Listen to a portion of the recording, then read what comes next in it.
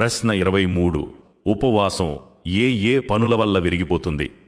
సమాధానం: సోదరులారా, ఉపవాసం అనేది ముఖ్యంగా మనం తెలిసి బుద్ధిపూర్వకంగా చేసే కొన్ని పనుల వల్ల విరిగిపోతుంది. దీని గురించి షరియత్తు చాలా స్పష్టమైన నియమాలను నిర్ణయించింది.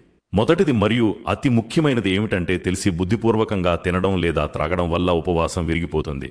అది ఆహారం కావచ్చు, నీరు కావచ్చు, లేదా మందులు కావచ్చు. చివరికి అది తక్కువ మొత్తంలో ఉన్నా సరే ఉపవాసం విరిగిపోతుంది. ఎందుకంటే ఫజ్ర్ సమయం ముగిసిన తర్వాత తినడం, త్రాగడం అల్లాహ్ నిషిద్ధం చేశాడు. అయితే ఒక వ్యక్తి పొరపాటున లేదా మరిచిపోయి తిన్నా లేక త్రాగినా అతని ఉపవాసం విరిగిపోదు. ఎందుకంటే అటువంటి స్థితిలో అల్లాహ్ స్వయంగా తన దాసుని తినిపించి త్రాగించాడని ప్రవక్త ముహమ్మద్ సల్లల్లాహు అలైహి వసల్లం వారు సెలవిచ్చారు.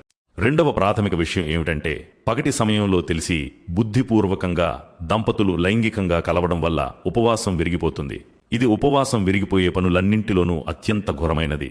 దీనికి పరిహారంగా ఆ ఉపవాసం తిరిగి పూర్తి చేయడంతో పాటు కఫారా ప్రాయశ్చిత్తం చెల్లించడం కూడా అనివార్యమవుతుంది. అదేవిధంగా ఒక వ్యక్తి కావాలని తన వీర్యం బయటకు వచ్చేలా ఏదైనా పనిచేస్తే కూడా ఉపవాసం విరిగిపోతుంది. ఎందుకంటే అది ఉపవాసం యొక్క లక్ష్యానికి విరుద్ధం. అయితే నిద్రలో వీర్యస్ఖలనం జరిగితే కలల వల్ల ఉపవాసం విరిగిపోదు. ఎందుకంటే అది మనిషి ఆధీనంలో ఉండదు. మూడవ విషయం ఏమిటంటే, తిండి మరియు పానీయాల స్వభావాన్ని కలిగి ఉండి శరీరం లోపలికి పంపబడే ఏ వస్తువు వల్లనైనా ఉపవాసం విరిగిపోతుంది. ఈ సూత్రం ప్రకారమే నోటి ద్వారా లేదా ముక్కు ద్వారా ఏదైనా వస్తువు గొంతు వరకు చేరితే ఉపవాసం విరిగిపోతుంది. అందుకే శరీరానికి శక్తినిచ్చే గ్లూకోజ్ బాటిల్స్ లేదా పోషకాలను అందించే ఇంజెక్షన్లు ఉపవాసాన్ని విచ్ఛిన్నం చేస్తాయి.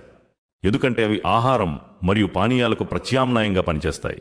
కానీ కేవలం నొప్పుల కోసం ఇచ్చే ఇంజెక్షన్లు లేదా ఇన్సులిన్ వంటివి తీసుకుంటే ఉపవాసం విరిగిపోదు. వీటితో పాటు మరికొన్ని విషయాలు ఉన్నాయి, వాటి వల్ల ఉపవాసం విరిగిపోదు. ఎందుకంటే అవి మనిషి నియంత్రణలో ఉండవు లేదా అవి ఆహారం మరియు పానీయాల పరిధిలోకి రావు. ఉదాహరణకు నోటిలోని లాలాజలాన్ని మింగడం, కళ్లల్లో లేదా చెవులలో మందు వేసుకోవడం, అవి గొంతు వరకు చేరనంత వరకు సువాసనలు పూసుకోవడం, అత్తరు పూసుకోవడం, తెలియకుండా వాంతి అవ్వడం లేదా పొరపాటున ఏదైనా తినడం వంటి పనుల వల్ల ఉపవాసం విరిగిపోదు. కంటి చుక్కల మందు లేదా చెవిలో వేసే మందు వల్ల ఉపవాసం విరిగిపోదు. ఎందుకంటే అది గొంతు వరకు చేరడం అనేది మనిషి ఉద్దేశపూర్వకంగా చేసే పని కాదు. కానీ నోటి ద్వారా లేదా ముక్కు ద్వారా ఏదైనా కావాలని గొంతు వరకు పంపిస్తే మాత్రం రోజా విరిగిపోతుంది. తీవ్రమైన అవసరం ఉన్నప్పుడు మందులను వాడటం అనుమతించబడినదే, కానీ సాధ్యమైనంత వరకు ఇఫ్తార్ తర్వాతే వాడటం ఉత్తమం.